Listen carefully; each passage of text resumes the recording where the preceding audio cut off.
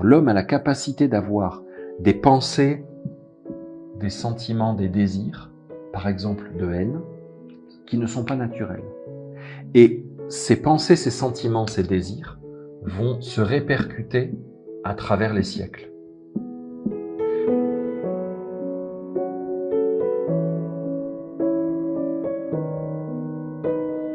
Il vient de passer une loi aux États-Unis.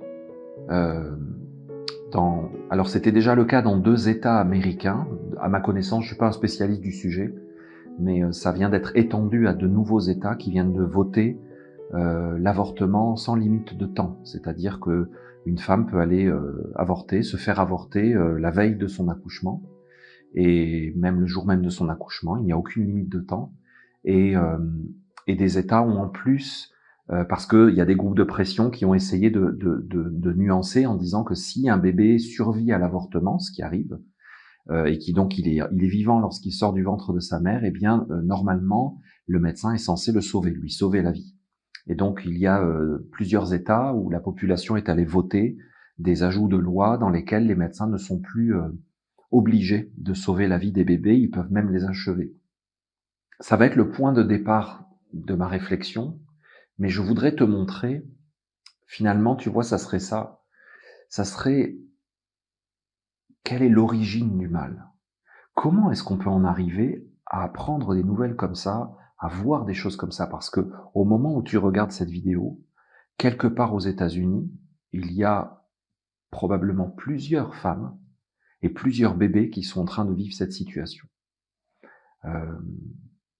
Donc je ne vais pas te détailler les procédures selon de comment ça se passe, je te laisse aller te renseigner sur Internet, hein, comment se passe un avortement après 3 mois, après 6 mois, après 9 mois. Je te laisse voir par toi-même.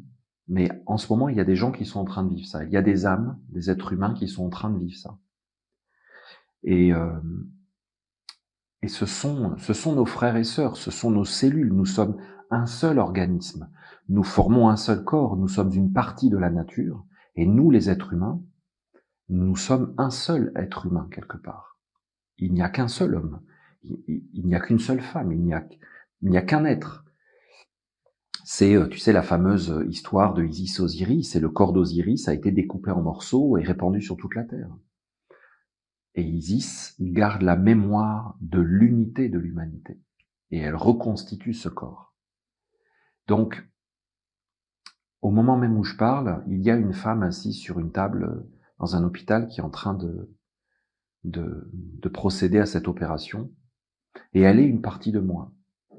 Et ce bébé qui est en train de se faire découper en morceaux dans le ventre de sa maman est une partie de moi. Mais quelle est l'origine de cette chose? Comment est-ce qu'on en arrive là? Et même comment on en arrive à tout ce qu'on sait qui arrive depuis des années, et puis même avant. Et, je veux dire, on n'a pas l'apanage en 2000 quelques de l'horreur. Il s'est passé des choses horribles depuis longtemps. Quelle est l'origine du mal? Et dans la deuxième vidéo qui va faire l'ensemble, nous allons parler du sujet suivant, et ça serait comment sortir de l'enfer. Et tu vois, ces 2 vidéos vont répondre à la question qu'on me pose souvent, pourquoi je suis Essénien? Parce que tu sais, il y a plein de façons de répondre à une même question. Donc on m'a déjà demandé plein de fois pourquoi je suis Essénien. Je peux donner beaucoup de réponses, mais là je vais prendre le temps dans ces 2 vidéos de te répondre plus précisément, plus profondément. Et je vais te dire pourquoi, selon moi, il y a urgence. Parce que cette nouvelle loi, encore une fois, on va pas faire l'inventaire de tout ce qui se passe dans le monde, mais il y a une accélération. Il y a vraiment tout un côté de destruction et de pourriture qui est en train d'accélérer le mouvement. Alors, quelle est l'origine du mal? Parlons-en.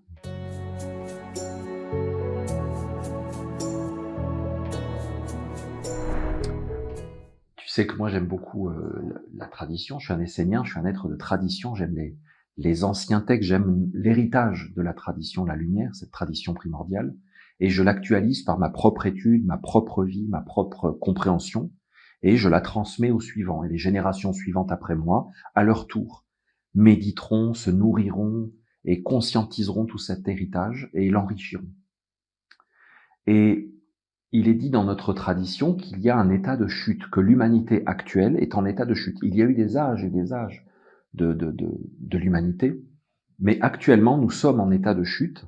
Donc les Grecs avaient comme des échos de cet enseignement, de ce savoir. Ils disaient qu'il y a eu l'âge d'or, l'âge d'argent, l'âge de bronze, et que nous sommes aujourd'hui dans l'âge de fer. Et nous sommes aujourd'hui, l'humanité globalement, dans un état de chute. Ça ne veut pas dire que le divin n'existe pas, que la conscience divine n'existe pas, et que nous n'avons pas chacun de nous une part immortelle, éternelle et immuable.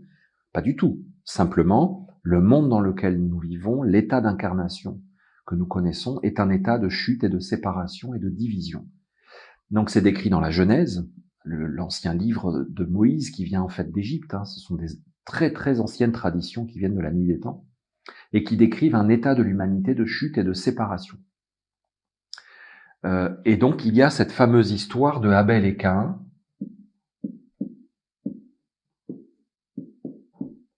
Donc il y a Abel, il y a Caïn, et ils doivent à un moment donné préparer une offrande, faire un sacrifice à Dieu. Et donc Abel va ramasser des choses naturelles, donc des choses créées par la nature, pour les offrir au divin. Caïn prépare son offrande lui-même. Il fait sa propre offrande. Et l'offrande de Caïn est rejetée. Ça veut dire qu'elle est refusée. Son offrande ne peut pas entrer, parce que tu sais, dans l'Ancien Testament, on appelle Dieu, Yahvé, l'Éternel. Alors, nous, on a quelque part dans notre inconscient, même si on n'est pas des chrétiens formés ou des juifs ou des musulmans passionnés par ces textes, on a toujours un peu dans l'idée que c'est quelqu'un, que Dieu est quelqu'un. Mais moi, j'aime bien traduire l'Éternel comme si c'était le nom de quelqu'un, je le traduis par l'éternité. Et donc, ça veut dire tout simplement que l'offrande de Caïn ne peut pas entrer dans l'éternité. Elle n'est pas compatible. Alors, ça a été dit comme si l'Éternel rejetait l'offrande de Caïn, mais justement, ça pourrait nous donner l'impression que c'est quelqu'un qui le rejette, qui le refuse. Mais ce n'est pas ça, c'est que son offrande ne peut pas. Je sais pas moi, c'est comme tu renverses quelque chose, ça tombe par terre parce qu'il y a une loi de gravité. C'est les lois de l'univers. Et comme Abel a préparé son offrande uniquement avec des choses naturelles, créées par l'éternité, justement, par la nature, eh bien son offrande est acceptée. Il y a donc une jalousie qui apparaît à l'intérieur de Caïn. Et donc Caïn pose un certain regard sur son frère, Abel, et le tue. Et en fait, ce qui rentre à l'intérieur de ce regard, on pourrait dire quelque part que c'est le néant, dans le sens que c'est la non-existence. C'est-à-dire que quelque chose qui n'existe pas et qui devrait rester dans la non-existence, le non-être, entre à l'intérieur, ou plutôt Caïn l'utilise. On pourrait appeler ça par exemple la haine.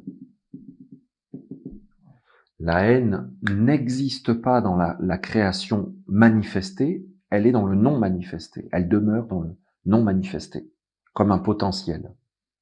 Mais il n'y a aucune créature naturelle qui manifeste la haine, qui lui donne un corps, qui lui donne un véhicule, un moyen d'expression dans la création. Caïn utilise la haine pour faire quelque chose qui n'est pas naturel. Parce que tu comprends, si tu restes dans un monde naturel, tu n'agis pas par la haine, tu agis toujours par la loi naturelle. Donc Caïn va tirer une puissance, un pouvoir, une force, une énergie nouvelle, spécifique, qu'il n'aurait pas pu avoir s'il était resté dans le monde naturel. Et grâce à la haine, il va avoir la force de commettre l'irréparable et de nier l'existence, de détruire ce qui a été créé. Donc il assassine son frère. C'est-à-dire qu'il tue le corps physique en disant « je décide ce qui doit être et ce qui ne doit pas être. C'est moi qui décide. » Et en faisant ça, il se place lui-même comme quelque part un dieu. C'est-à-dire que, normalement, seul le divin donne la vie et la reprend. Mais lui dit, c'est moi qui décide. Je vais décider de ce qui est et de ce qui n'est pas. Et en réalité, il se fait comme envahir, posséder, et il devient un autre. Il n'est plus réellement entièrement naturel et créé par la nature. Il se crée lui-même, il se recrée lui-même, il est un homme nouveau. C'est cette fameuse idée, si tu veux, qui prégnante au XIXe siècle, au début du XXe siècle, avec l'homme nouveau, prophétisé par le communisme, par le nazisme, cette espèce d'avènement d'un nouvel homme. Ce sont ces mêmes idées. Mais pour être un nouvel homme, il faut donc aller puiser une chose qui n'est pas, afin d'être différent, d'être nouveau par rapport à ce qui a été créé par le divin. Caïn fait donc entrer dans l'existence une force de haine qui peut détruire ce qu'il ne veut pas dans sa vie. Et grâce à cette force de haine et par cette force de haine, il devient capable de décider de ce qui est dans sa vie, de ce qui n'est pas dans sa vie. Parce que si Abel était dans sa vie, et si effectivement Caïn a vécu cette situation désagréable pour lui, qui le remet en question, qui le fait se sentir mal par rapport à Dieu, leur créateur, c'était toute une leçon de vie, c'était une opportunité de progrès, peut-être de voir à l'intérieur de lui la jalousie, et puis de travailler sur lui, d'évoluer. Mais il transforme cette situation, non pas en l'accueillant, en l'acceptant et en cheminant avec, en se disant, si cette situation vient, c'est que c'est la nature et les choses doivent être faites comme ça, je dois l'accepter pour progresser, mais en disant, auquel cas il aurait quand même été sur un chemin de transformation. Il transforme, donc il fait la même chose, il transforme, mais pas en acceptant et en se transformant lui-même, mais en transformant l'extérieur. Et il dit, Abel doit disparaître. Et donc, finalement, il peut employer le même mot. Je transforme, c'est moi qui décide, je suis libre. Mais il n'est pas du tout libre dans un processus justement de libération intérieure et de transformation et d'évolution. Il est libre en utilisant le pouvoir de la haine pour détruire ce que lui, il estime qui ne doit pas être. Tu vois, c'est vraiment une attitude très particulière. Et ainsi, nous décrit la Genèse, c'est le premier meurtre, le premier homicide. C'est la première fois dans l'histoire de l'humanité que quelqu'un tue un autre. Et ce premier homicide, quelque part, c'est juste une façon de dire que c'est le principe premier du meurtre.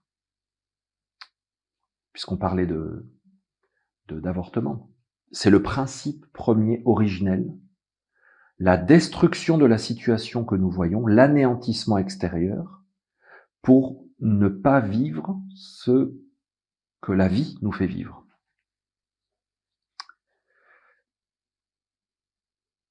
Voilà le point de départ, l'origine du mal. Alors, l'origine, bien sûr, elle est de Adam et Ève. J'en ai longuement parlé dans les formations, les masterclass qui vont sortir sur cette plateforme. Je me souviens notamment de la masterclass d'alchimie. Alchimie par le feu, alchimie par l'air, alchimie par l'eau, j'en ai pas mal parlé.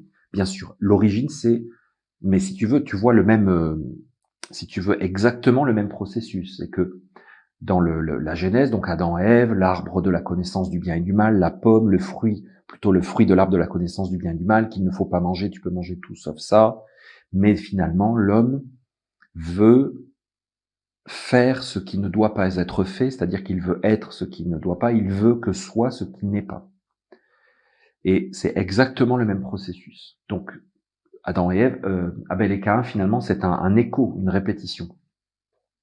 Mais je trouve intéressant cet exemple parce qu'il est montré à l'extérieur, la façon dont tu peux considérer les choses à l'extérieur.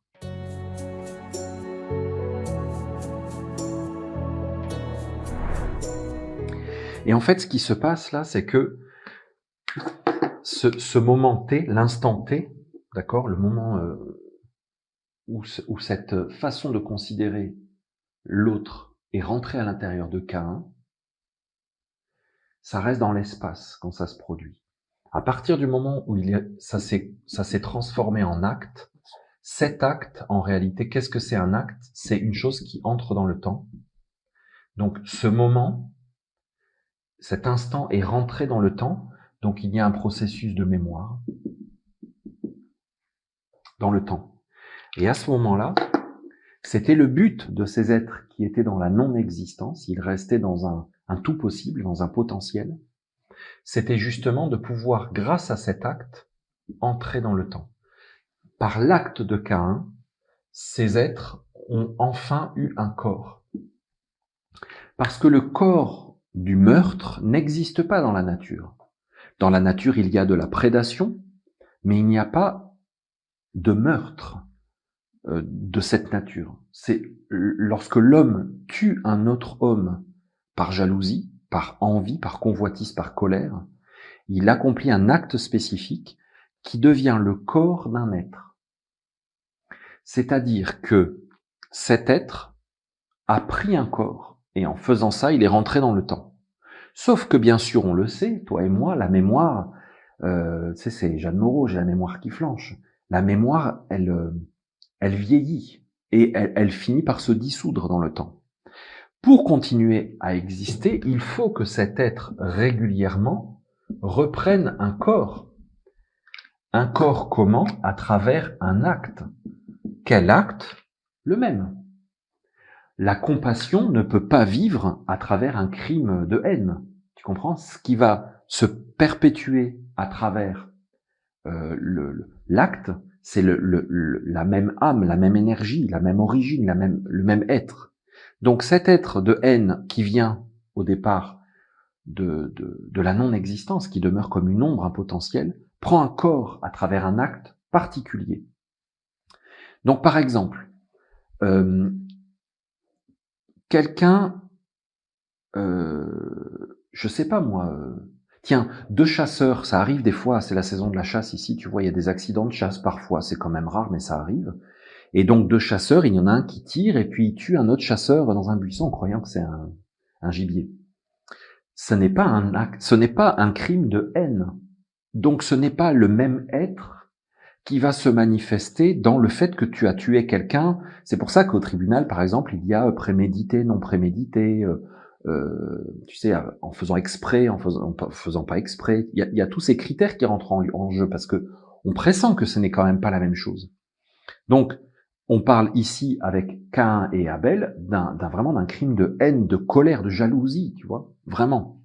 Donc, cet être se manifeste à travers tous les meurtres, tous les actes qui seront faits dans la même attitude, tu vois, le même état d'être. Ça rentre dans le temps. Et en fait, ce qui se passe, c'est que il y a bien sûr des générations qui passent, des générations d'hommes, des générations. Et cet être vit avec les hommes et il finit par constituer, comme on pourrait dire, ça vient de Caïn, tu vois, une espèce un ciel, un égrégore, une mémoire,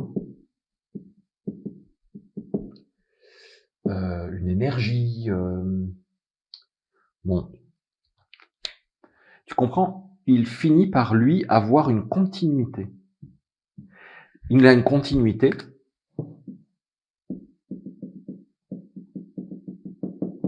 Et quelque part, par rapport à tous les hommes que tu vois ici, les générations qui se succèdent, il a un peu une immortalité. C'est-à-dire que le moment précis où un criminel, par vengeance, par colère, va tuer quelqu'un, il commet un acte qui incarne cet être. Sauf que l'humanité n'est pas, en tout cas pendant longtemps, peut-être aujourd'hui on est 8 milliards, il y en a peut-être en permanence des crimes, mais pendant longtemps il n'y avait pas des crimes à chaque instant sur la Terre. Tu comprends? C'est pas permanent physiquement. Mais la mémoire énergétique générée vivait suffisamment longtemps pour ne pas avoir besoin d'être alimenté en permanence. Un petit peu comme toi, tu n'as pas besoin de digérer en permanence. Tu peux rester plusieurs jours sans manger. Ton corps a des réserves. Tu vois, donc, il y a une sorte de ce qu'on peut appeler un égrégore. Donc tu comprends, l'égrégore n'est pas vraiment un être en lui-même. Hein. L'égrégore est un corps, le corps d'un autre être. Bon, je ne vais pas rentrer dans les détails ici.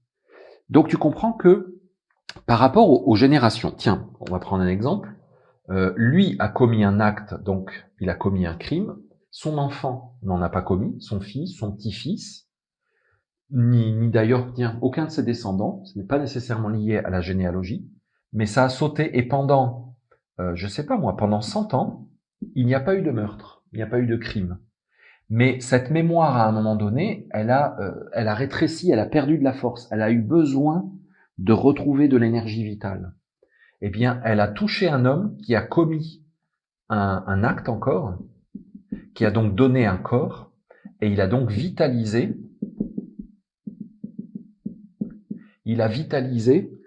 l'égrégore, la mémoire, l'entité mémorielle du crime qui vient au départ d'un acte originel. Donc tu comprends, il y a une immortalité, c'est très relatif, parce qu'immortalité c'est un mot magnifique, qui est l'apanage du divin. Mais quand même, il faut reconnaître que lorsque nous voyons le soleil se lever le matin, la montagne, les arbres, c'est par rapport à nous, c'est immortel, par rapport à une vie d'homme. Tu vois, tes arrière-grands-parents, tes arrière-grands-parents, s'ils étaient là où tu habites aujourd'hui, bon, peut-être pas dans les zones urbaines, mais dans la nature, ils auraient vu le même paysage. La nature par rapport à nous, alors qu'on sait que les montagnes, elles évoluent, elles se transforment, mais sur des cycles tellement longs qu'il faut être capable de dire avec simplicité que c'est immortel, que c'est éternel par rapport à nous. Donc cette entité mémorielle est immortelle. Et quelque part, on peut l'identifier à un dieu. On pourrait dire qu'il y a le dieu du crime de haine, le dieu de la vengeance, tu vois, des choses comme ça. Alors, peut-être ce serait pas un mot parfait parce que nous, on préfère utiliser le mot Dieu pour quelque chose d'harmonieux, de cohérent, en harmonie avec la nature, avec la cohésion de l'univers, pas nécessairement pour une force destructrice. Mais c'est ce qui fait que dans beaucoup de mythologies et tout ça, tu peux avoir le Dieu de la haine, de la colère, de la vengeance qu'on invoque, hein, qu'on incante. Quand on va faire la guerre, on invoque le Dieu de la guerre. Tu vois, on invoque le Dieu de la paix, de l'harmonie, de la cohésion. On va l'invoquer. Et effectivement, dans beaucoup de civilisations, tu vas trouver des cultes à ce Dieu, des invocations, des rituels, pour s'associer puissamment et donner la victoire sur les ennemis. C'est la réincarnation de Caïn, c'est-à-dire que Caïn a fait la même chose quand il a tué son frère Abel. Il a invoqué à l'intérieur de lui une force supérieure aux forces supérieures, différente aux forces que le divin, le Créateur, avait mis en lui.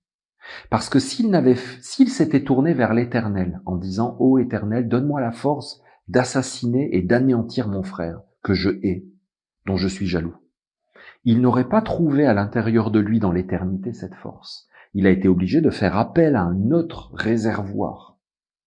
Et ce réservoir lui a dit « Ok, je te donne la force d'accomplir l'irréparable, de tuer le corps physique de ton frère. En échange, je vais devoir entrer dans ta descendance et pouvoir disposer à volonté de tes descendants les humains. » Et il y a bien sûr les descendants de Caïn et les descendants de Abel. Donc les descendants de Caïn sont touchés, même les descendants de Abel, sont touchés par ce drame. C'est les deux. Hein. les descendants de Caïn et de Abel sont touchés par cette entité, voilà, ce Dieu, cette mémoire, cette immortalité toxique et destructrice. Voilà. Ainsi, ils sont pris dans une spirale de cause à effet. Tu vois, on pourrait représenter ça comme ça. C'est un tissage karmique de cause et d'effet dans lesquels on retrouve, tu sais que sur les métiers à tisser, tu as des fils de trame, puis tu as les fils de tissage. Et bien sur cette trame, c'est-à-dire les fils, les fondamentaux qui vont rythmer le tissage, on retrouve toujours la haine. Elle va toujours être là, parce qu'elle est là au départ de tout ce tissage.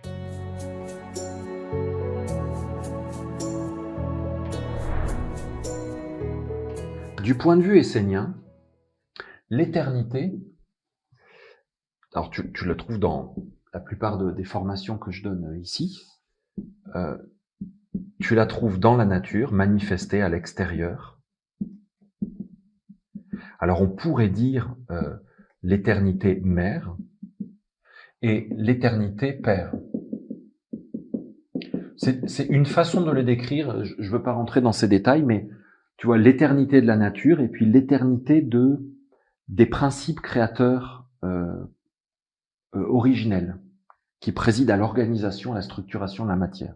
Donc tu aurais ces deux polarités qui sont en réalité une chose unique qu'on appelle Dieu, le divin, le créateur, la source, la vie, etc.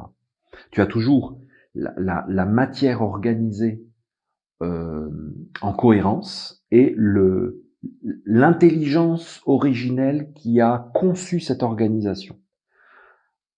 On les montre comme ça, séparés, mais en réalité, c'est une seule et même chose. Simplement, on le montre séparé. Pourquoi ? Parce que l'humain a cette particularité d'être entre les deux. Pourquoi il est entre les deux ? Parce qu'à l'intérieur de lui, il y a une matière organisée, notre corps physique, mais aussi notre pensée, tous nos ressentis, nos désirs, toute notre vitalité, c'est une énergie, une matière organisée extérieure. Et il y a à l'intérieur de nous des principes originels beaucoup plus profonds. Donc, tout ce que nous faisons qui n'est pas dans la matière harmonieuse naturelle et qui n'est pas originaire de l'éternité, se situe entre les deux. Ainsi, l'humanité, elle a cette capacité tout à fait unique de donner vie à la non-existence à travers des actes, à travers des paroles. Les humains peuvent faire apparaître ce qui n'a pas de corps dans la nature.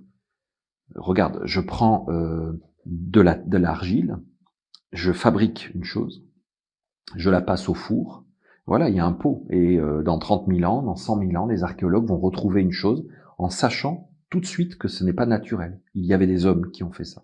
Donc tu sais qu'il y a des hommes qui ont vécu là. L'homme a cette capacité. Et cette capacité n'est pas seulement extérieure, elle est aussi intérieure. L'homme a la capacité d'avoir des pensées, des sentiments, des désirs, par exemple de haine, qui ne sont pas naturels. Et ces pensées, ces sentiments, ces désirs vont se répercuter à travers les siècles.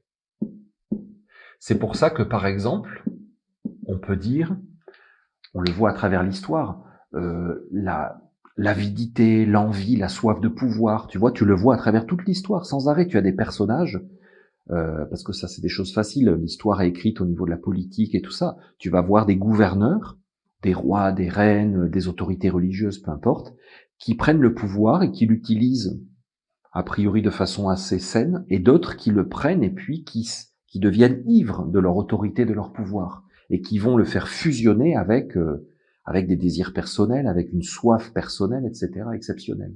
On le voit à travers le temps. Et on va dire, par exemple, il y a le même esprit calculateur politique chez tel homme il y a 2000 ans, il y a 1000 ans et aujourd'hui. C'est quelque part, c'est la même façon de penser, c'est le même désir qui apparaît à l'intérieur de l'homme, c'est le même sentiment dans son cœur.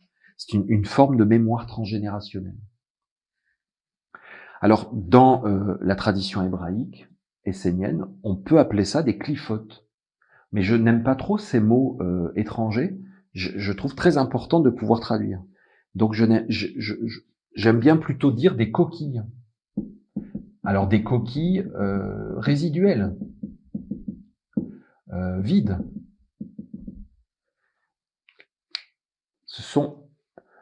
L'homme engendre ici des coquilles. Pourquoi est-ce qu'elles sont vides? Parce que si tu regardes un renard, tu vois, un renard, il est créé par la nature. Son principe est divin, éternel. Et sur la Terre, le renard physique, un animal,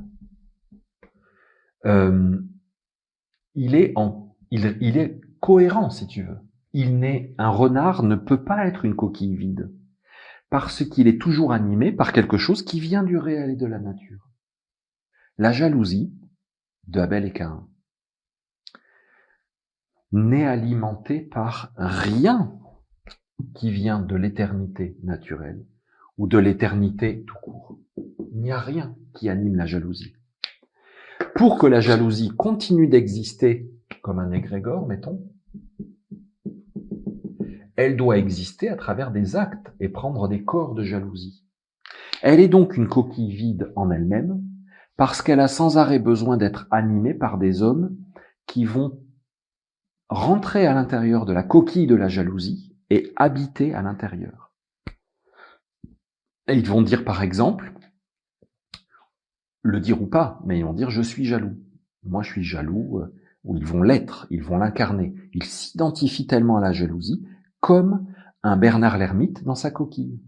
Le Bernard l'ermite s'identifie à sa coquille au point que lorsqu'il se déplace, il connaît le volume de sa coquille alors que pourtant c'est pas lui qui l'a fait. Il n'a jamais fabriqué cette coquille, il ne fait que rentrer à l'intérieur.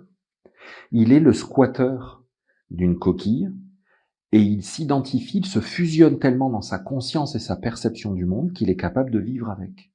Eh bien, l'homme qui rentre dans la coquille, le clifote, la coquille vide de la jalousie, va passer toute sa vie et en te disant même « Ah, mais je me connais moi-même, je m'observe, je m'étudie ». Et en réalité, il te dit qu'il évalue la taille de la coquille de la jalousie qu'il porte et que du coup, il arrive à se débrouiller dans la vie parce qu'il passe bien dans les encadrements de porte, parce qu'il connaît la taille de sa jalousie. Mais ce n'est pas lui. Tu vois l'arnaque? C'est que ce système de clifote est très pernicieux parce que il te fait ressentir que c'est toi et que même la connaissance de toi doit inclure la connaissance du clifote, de la coquille vide, de, par exemple, la jalousie. Alors que, fondamentalement, la jalousie est totalement étrangère à ton âme. Et en faisant ça, l'être de la jalousie vit de l'identification des hommes. Tu comprends, c'est pour moi l'écueil fondamental de la psychologie, de la connaissance de soi. C'est que si tu ne comprends pas qu'il y a ce mécanisme, ce processus, cette réalité d'une forme de vie immortelle par rapport à nous, les hommes, transgénérationnelle, millénaire, mais qui n'est pas naturelle, pas réelle, pas divine et qui est étrangère à ton âme, eh bien tu vas passer du temps à la connaître, à la définir et à la gérer, parce qu'il faut la gérer, ta coquille de jalousie, il faut qu'elle passe les portes. Et finalement, tu vas passer ta vie à porter un être qui n'est pas toi. Alors aujourd'hui, qu'est-ce qui se passe? C'est que, si tu veux, ces coquilles vides, ce processus de clifote est tellement accumulé, il est tellement énorme, que lorsqu'une âme s'incarne, elle rentre comme en profondeur à l'intérieur de plusieurs coquilles, et il devient quasiment impossible de tout porter. Au point que ce qui est réel, ce qui est de l'éternité, ce qui vient de la mer, qui est à l'intérieur de l'homme, il y a quelque chose qui vient. À l'intérieur de tout homme, il y a une partie éternelle divine, lumineuse, sans changement, une permanence. Au point que cette partie a de plus en plus de mal à être reliée, connectée, à être alimentée. Et donc, qu'est-ce qui se passe aujourd'hui? Il y a des hommes qui s'incarnent. Et comment je pourrais représenter ça?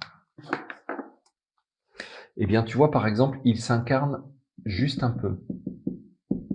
Ils ont quelques éléments de l'éternité, du réel, de la nature, mais ils sont majoritairement constitués de mémoire artificielle.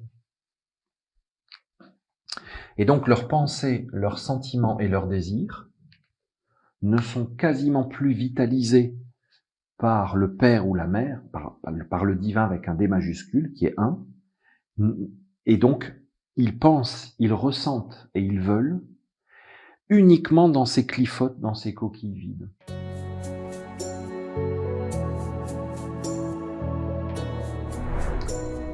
C'est pour ça que je vous ai déjà dit dans des enseignements que la nature est en train de quitter l'humanité, c'est-à-dire qu'elle ne s'implique plus.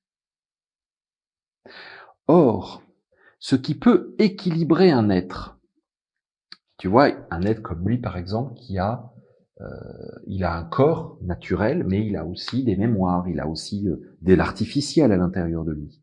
Mais ce qui l'équilibre, c'est la présence de la nature, le lien, la respiration intérieure, le mouvement intérieur, la présence à l'intérieur de lui de forces naturelles.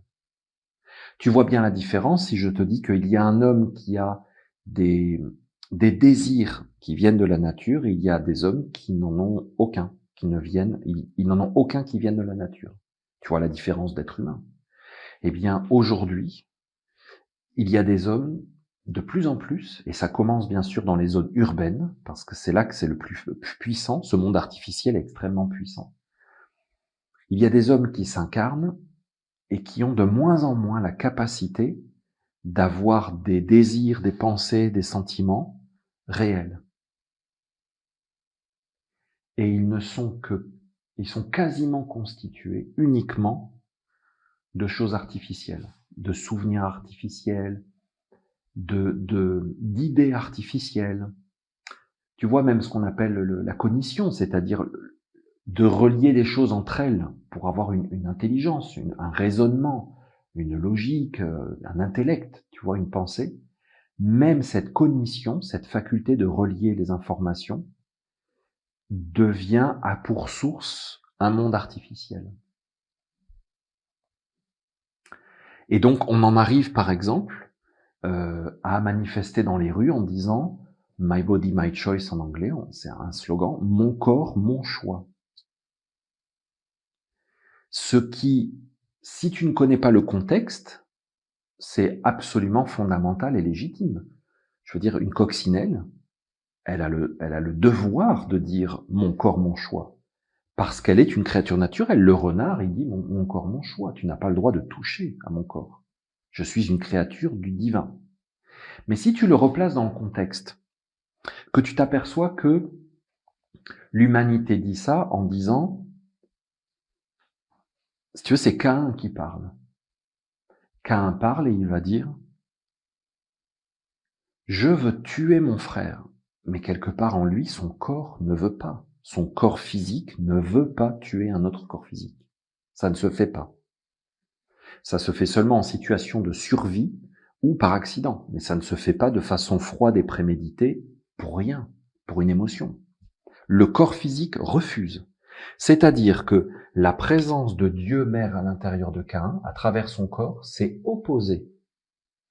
Caïn n'aurait jamais eu la force de faire le geste. Bon, je ne sais pas quel geste il a fait, mais tu comprends, il n'aurait jamais eu la force. On le voit un peu dans le Seigneur des Anneaux quand ils se disputent pour avoir l'anneau.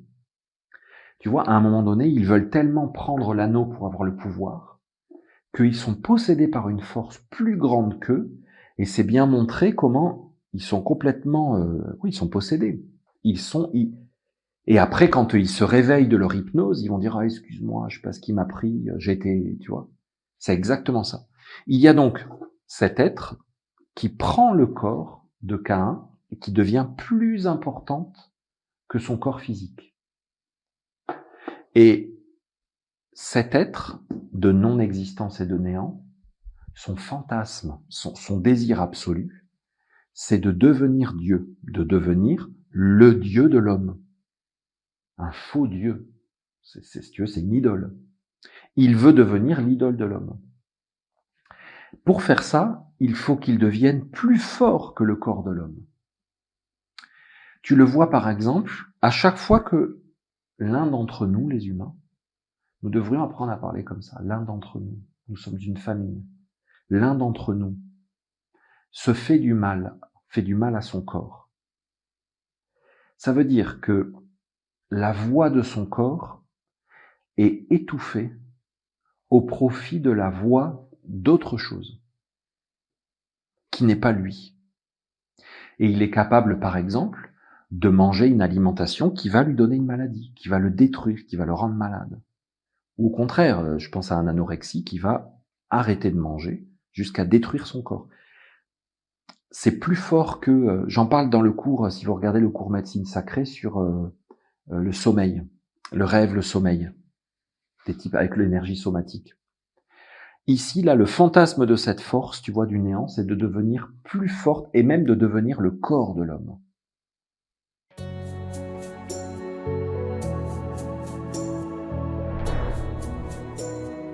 À partir du moment où un homme...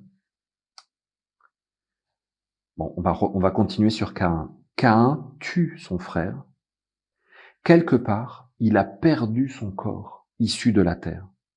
Et il a pris pour un autre corps, ce dont je parlais avec cette histoire de l'homme nouveau, il a pris comme nouveau corps cet être, cette force de néant qui est devenue maintenant son véhicule d'incarnation. Donc quand des êtres manifestent dans la rue en disant « mon corps, mon choix », la phrase toute seule fait tout à fait sens, elle est même absolument évidente. C'est comme si on disait l'eau mouille.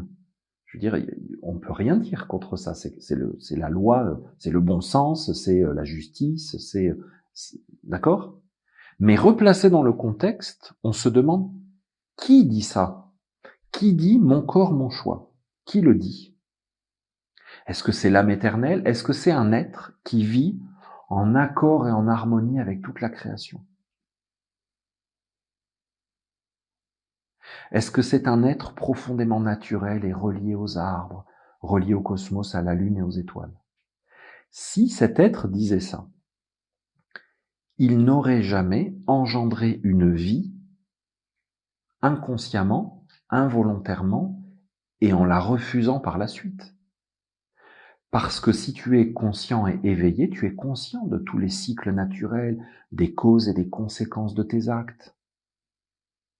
Donc tu n'as pas ensuite besoin de manifester en disant « mon corps, mon choix », parce que tu sais très bien que déjà ton corps n'est pas vraiment ton corps, que tu as une responsabilité devant les oiseaux, devant les montagnes, devant les océans, devant les sources, devant le feu, tu as une responsabilité.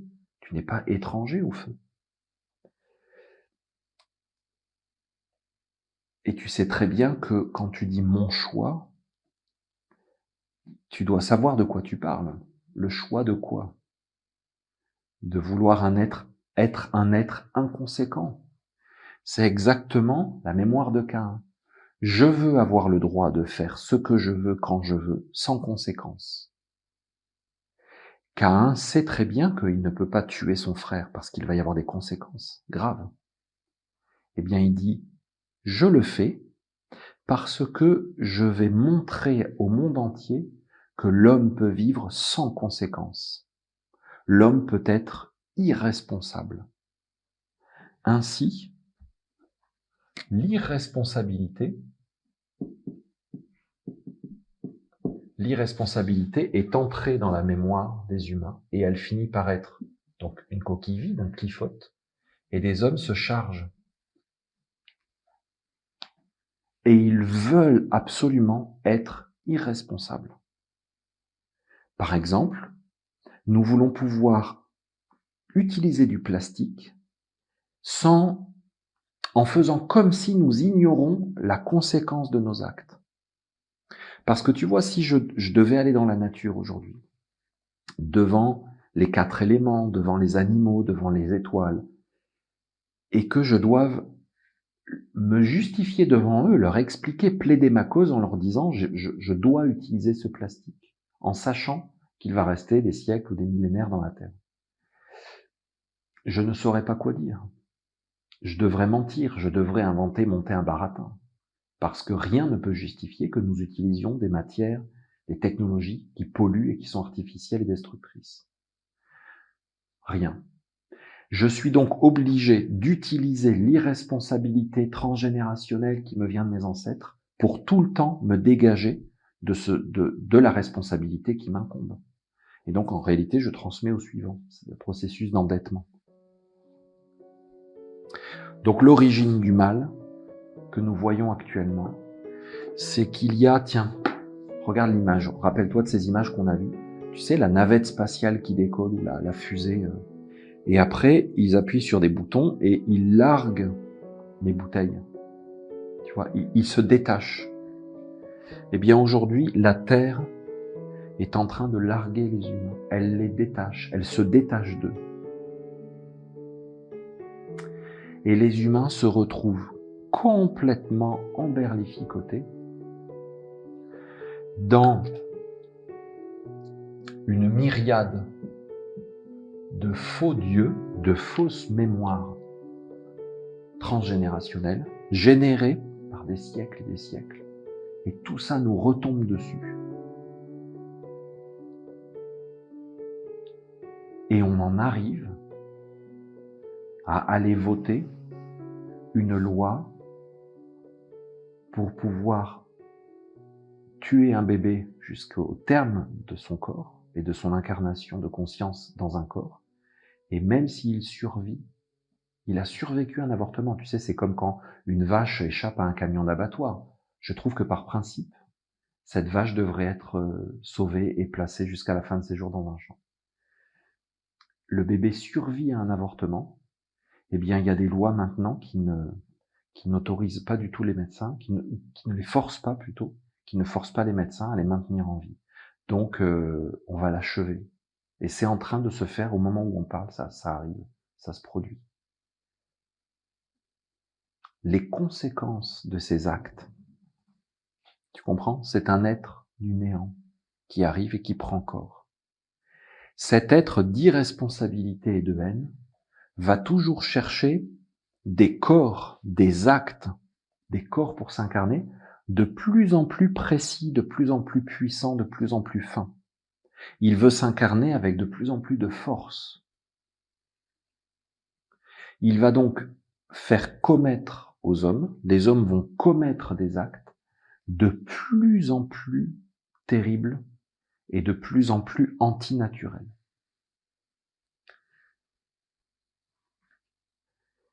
Voilà comment le mal arrive dans le monde. Et voilà face à quoi aujourd'hui nous sommes face au mal. Et voilà comment comprendre et comment entendre une nouvelle aussi terrible que celle que j'ai partagée avec vous. Il faut la replacer dans ce contexte. L'éternité, la mer, appuie sur siège éjectable. Elle largue les hommes. Et les hommes maintenant n'ont plus la nature qui équilibre à l'intérieur de les choses. De moins en moins en tout cas. Et ils sont donc de plus en plus tout seuls avec tout le monde qu'ils ont créé. Et ils vont être détruits. L'humanité va être totalement détruite de cette façon-là. En tout cas, c'est ce que, lorsqu'on voit cet état de fait sur l'origine du mal, c'est ce qu'on pourrait se dire. Maintenant, il y a une petite porte de sortie que je ne vous ai pas dessinée, et c'est celle dont je vais vous parler dans la prochaine vidéo sur comment sortir de cet enfer.